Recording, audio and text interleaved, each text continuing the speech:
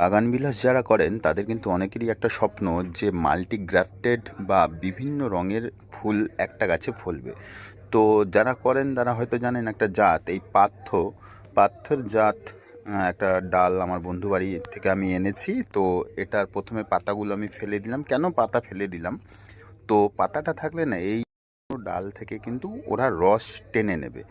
আর ওপর থেকে নিচ থেকে একটুখানি কেটে নেব। যদি আনতে আনতে কোনো ফাঙ্গাস এর ভেতরে ঢুকে যায়, তার জন্য এই জায়গায় কেটে নিয়ে সাথে সাথে আমি ফাঙ্গিসাইড লাগিয়ে দিলাম। তো আরেকটা কথা বলি, এই জাতটার রুট কিন্তু খুব তাড়াতাড়ি আসে ডাল থেকে। তার জন্য আমাদের কিচ্ছু করতে হবে না, প্লেন মাটিতে একটু যদি গোবর সার বা ভার্মিকম্পোস্ট থাকে সেটা মিশিয়ে সে প্লেন মাটিতে গুজে দিলেই কিন্তু শেকড় বেরিয়ে যায়। আমি এর রেজাল্টও আমি দেখাবো।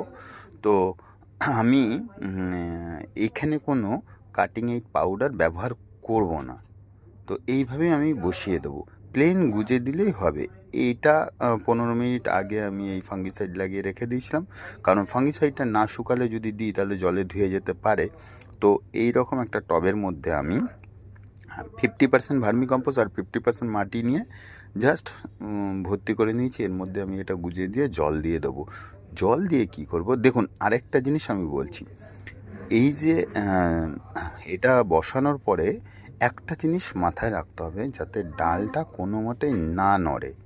তো এমন জায়গায় রাখতে হবে, ছায়াযুক্ত একটু অঞ্চলে রাখবেন, মানে ছায়াযুক্ত অংশে, ছাদের যে জায়গাটা ছায়া আছে বা বাড়ির যেই জায়গাটা ছায়া আছে ওখানে রাখবেন।